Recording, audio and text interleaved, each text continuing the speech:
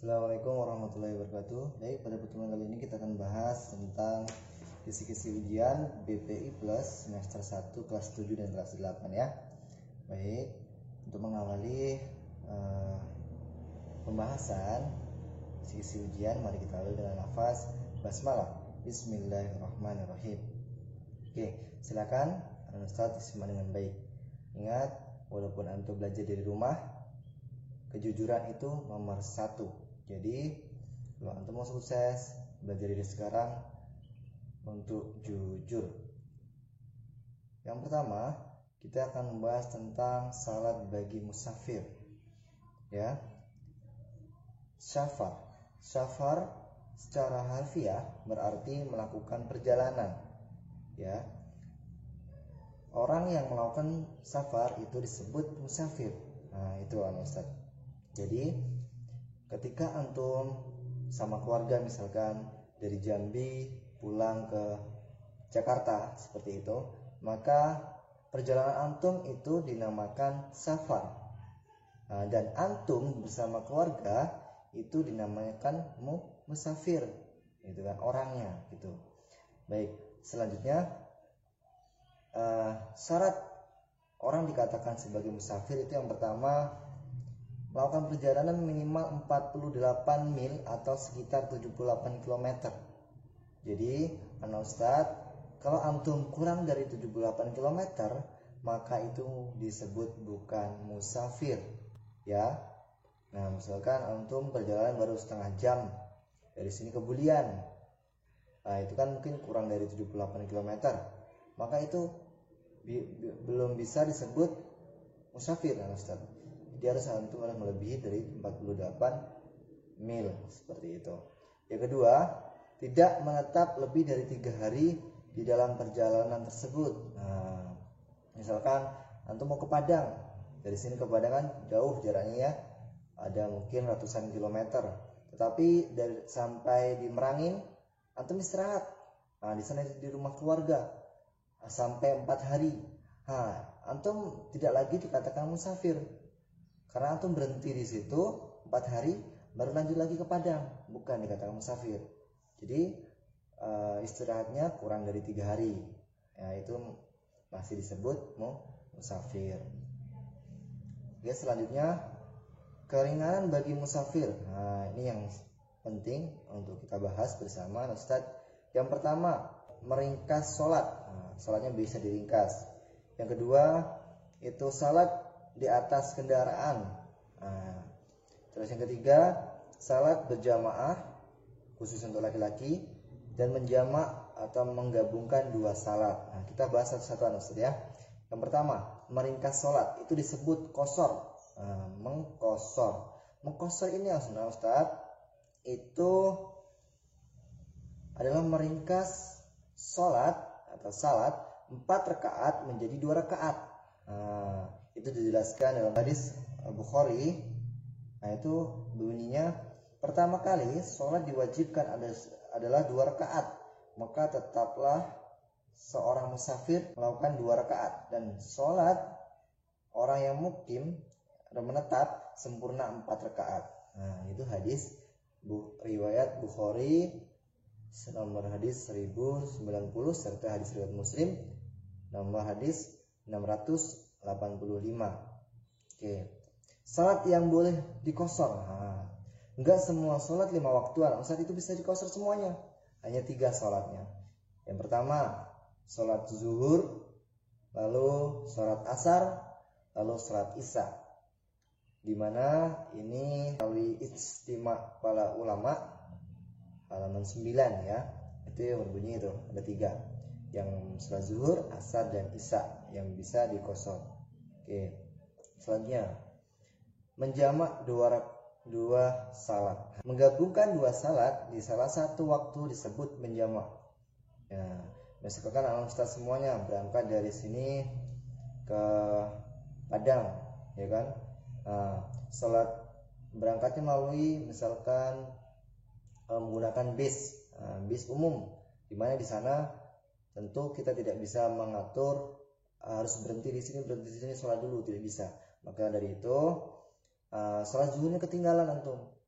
sampai di berangkat dari sini jam 11, ya kan, sampai di Padang misalkan jam 5 sore. Nah, maka dari itu Ustadz, antum itu bisa melaksanakan sholat zuhur di waktu asar. Nah, itu namanya menjamak, Ustadz, menggabungkan sholat zuhur dan sholat asar tetapi di waktu asar. Ya, untuk menjamak ya, menggabungkan dua salat di salah satu tempat.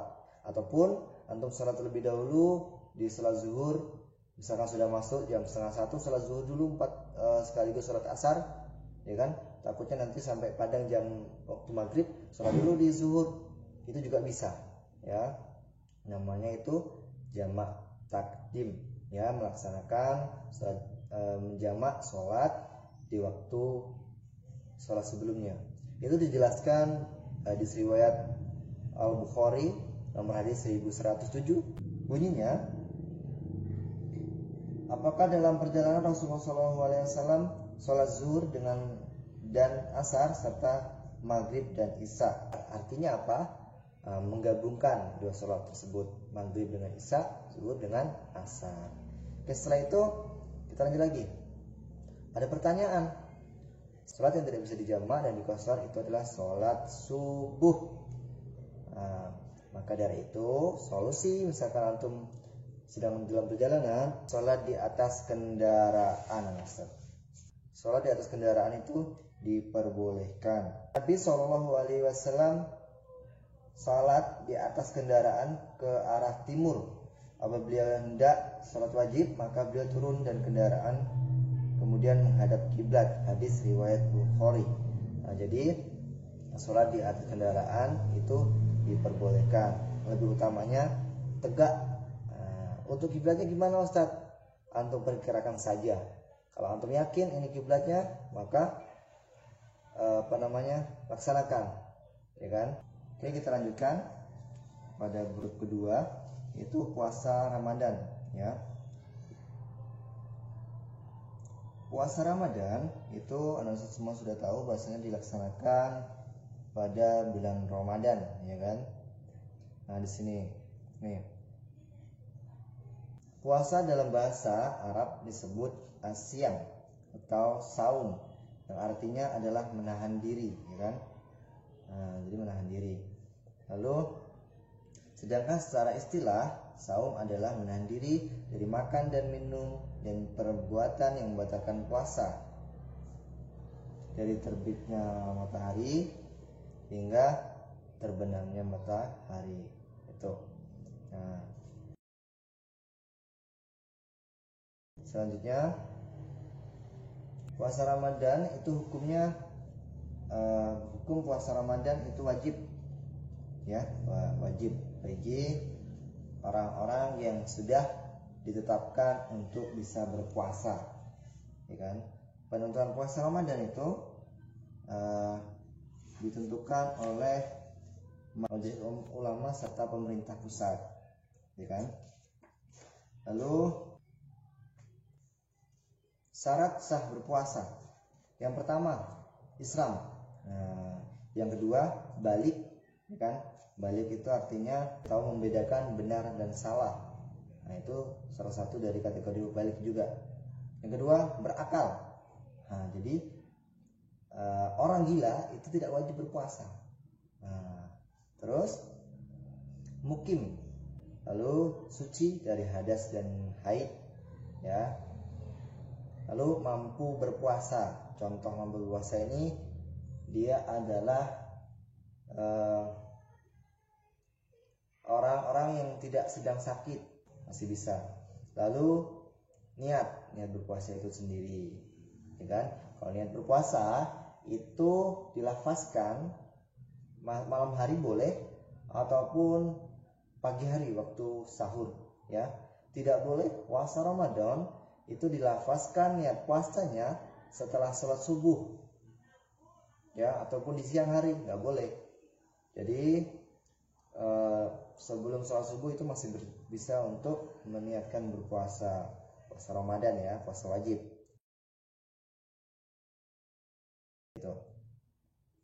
Lalu kita akan membahas beberapa puasa sunnah. Puasa Syawal, puasa Arafah, puasa Muharram, puasa Senin dan Kamis, puasa Tarawiyah, puasa Tasyu'ah, puasa Ayyamul Bid, dan puasa Daud. Oke. Beberapa puasa sunnah di atas, silakan anak ustadz semua bisa nanti searching di Google. Insya Allah itu nanti juga ada beberapa yang keluar di dalam ujian. Oke, mungkin hanya itu yang bisa kita bahas. Semoga bisa memberikan informasi bermanfaat untuk anak ustadz semuanya. Semoga besok antum ujian sukses. Ya, assalamualaikum warahmatullahi wabarakatuh.